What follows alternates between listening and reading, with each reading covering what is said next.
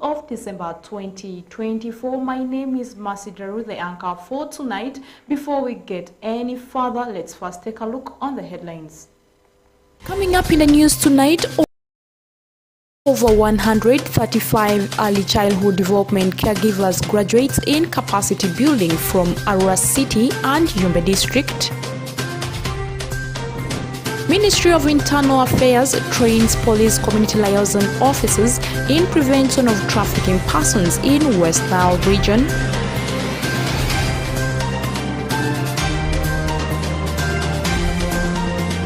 And Ugandans urged to grow hash avocado to reap benefits. More of these details will come in the NILE cast live at 7 p.m.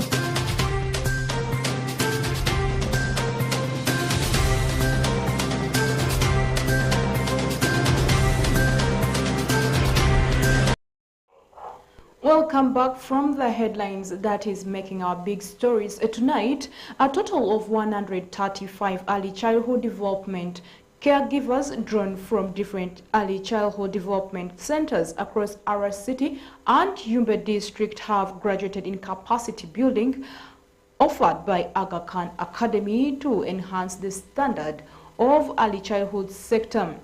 These caregivers have graduated in interactive mathematics, early literacy and numeracy, leadership and management at National Teachers College in Muni, Arua City. Benson Pastore reports.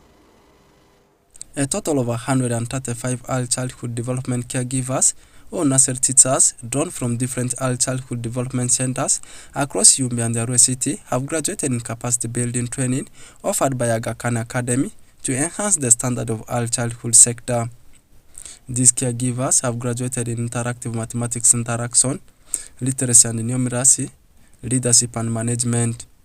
The 2 days training was hosted by National Teachers College Muni from 9th to 10th of December 2024. Charles Maina, project coordinator for foundational learning implemented by Aga Khan, says what they are doing is to offer professional development for these teachers in early years. At the Aga Khan schools, we implement a project whereby we offer professional development for teachers in early years. And West Nile region in Uganda, we offer it in the 2 districts of Arua and Yumbe. These teachers had a desire to upgrade on their skills, knowledge and their practices, what it is that they do with the learners in nursery schools. So based on what it is that they asked us, they identified, we designed courses that were supposed to respond to the needs of these teachers. But to ensure that we reached even the most remote parts of the 2 districts, we came up with a course that ensures that these teachers can continue to learn even without the facilitators being there physically.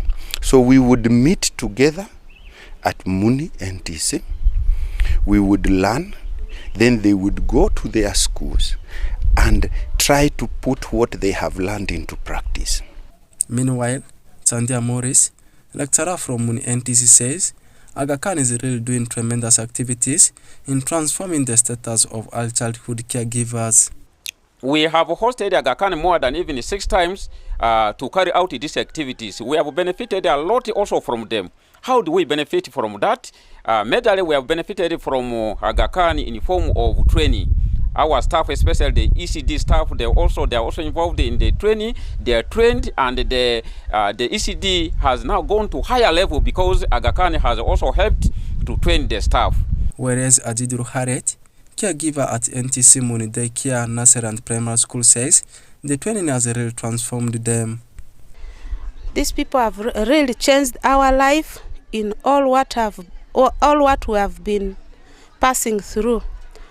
Before, we had a lot of dilemmas in our classrooms, but due to the course, we have got some impact to add on what we had. Drane Ronald, Senior Education Officer, Arua City, says it's really brilliant initiative taken by Aga Khan to train these teachers, therefore urges government to support such kind of partners by all means. When I went through the course content, I realized that this is one of the most unique capacity CPDs that many teachers have never gone through. And we have graduated today 67 ECD caregivers and lead caregivers from a rural district and a rural city, and 83 of them are graduating in Yumbe at the same time. Everyone knows that government has not taken over full funding or implementation of ECD. It is done by private sector, but the training of the teachers is done by the teachers on individual basis. So when we have partners like Aga Khan Foundation that has brought on board Aga Khan Academy, Mombasa, with that kind of capacity to train teachers in different CPDs, to give our teachers here the capacity, I'm very grateful. So my thinking is I'm not the owner of the lands. If such kind of partners who have got evidence of the work are given location places where they can have their headquarters, what's wrong with that? Because they're investing in our education system, why can't they have their headquarters built so that the money they would have spent on renting and so on can be invested in the training of our teachers and upgrading them? Early childhood development offers a critical window of opportunity to shape the trajectory of a child's holistic development and build a foundation for their future. Oraku Benson Pastore, West Nile Television Nilecast. Moving to Pakwach district, as human trafficking continues to be a huge concern to Uganda, the Uganda police and community leaders have been trained to eliminate human trafficking in West Nile region. The training organized by Ministry of Internal Affairs took place on the 13th of December 2024 at Kalalo Cottages in Pakwach district. Alfred Jawok has more of the details.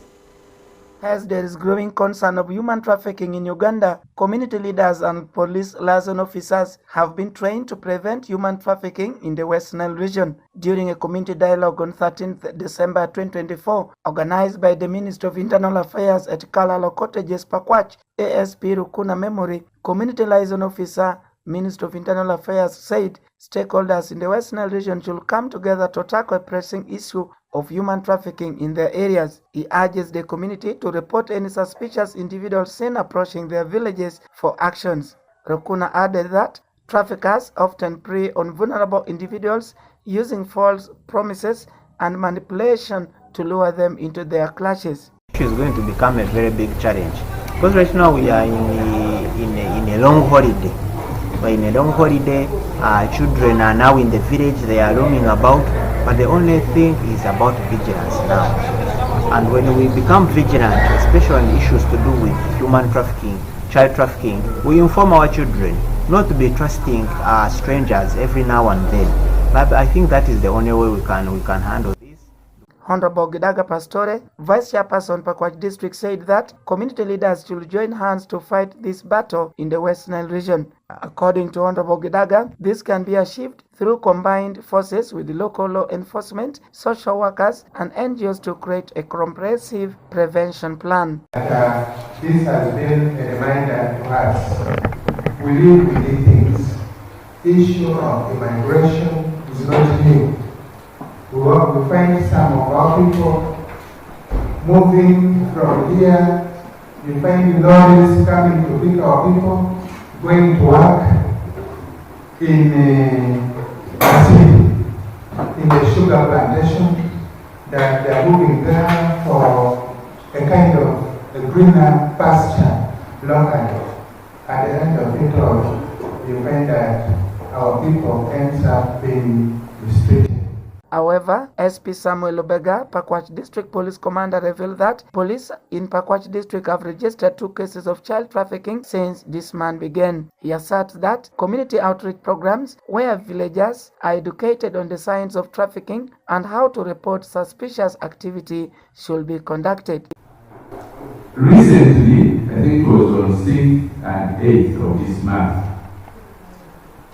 we registered child thefts one in Penyemut and another one in Pakwaji. Those are child traffickers. So that they take new bonds. So it is not far away from us, this trafficking in persons. So with that, it's an independent private organization and it has nothing to do with gender based violence. Reports from international organizations such as the International Labour Organizations and the United Nations Office on Drugs and Crime indicate that there is an increase in human trafficking in the country. Alfred Jawok, West Nile TV, Nilecast.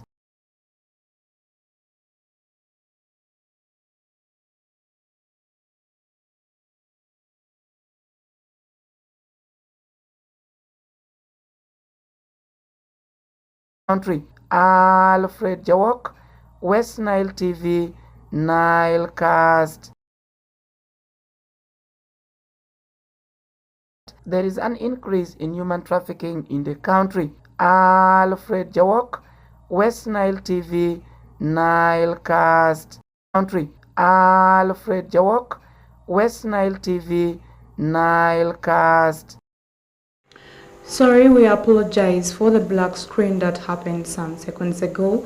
And moving on, members of parliament have advised the public, especially farmers, to adopt fast-growing crops that have more value, like avocado growing, that allows intercropping of different varieties of crops in the same piece of land. Take a look. The remarks were made during a House Avocado Field Day held at Gomba Orchards, Maduk Town Council in Gomba District, owned by Richard Kamajugu. The activities have attracted members of parliament from the Agriculture Committee of Parliament who are pushing government to promote hash avocado growing countrywide, saying it is a game changer in stabilizing farmers' income. Uganda has set its feet deep into a hash avocado market, aiming at occupying at least 10% of the global supply. According to Khadija Nakakande, the spokesperson at the National Agricultural Advisory Services NADS, hash avocado is a generational crop that will secure incomes for over 50 years. The Executive Director NADS, Dr. Samuel Mugase, says the nation needs to diversify from relying on the traditional cash crops and add hash avocado as a cash crop, which has put Uganda as an emerging new big producer. Dr. Mugase says this is presenting an opportunity for the nation to tap into the $9 billion global avocado market. Masidaru, West Nile TV, Nilecast. The remarks were made during a West Nilecast and news bulletin this evening. Thanks for always choosing West Nile Television from our programs that runs from Monday to Monday. Thanks for viewing West Nile Television. From me to you, Merry Christmas and have a good night.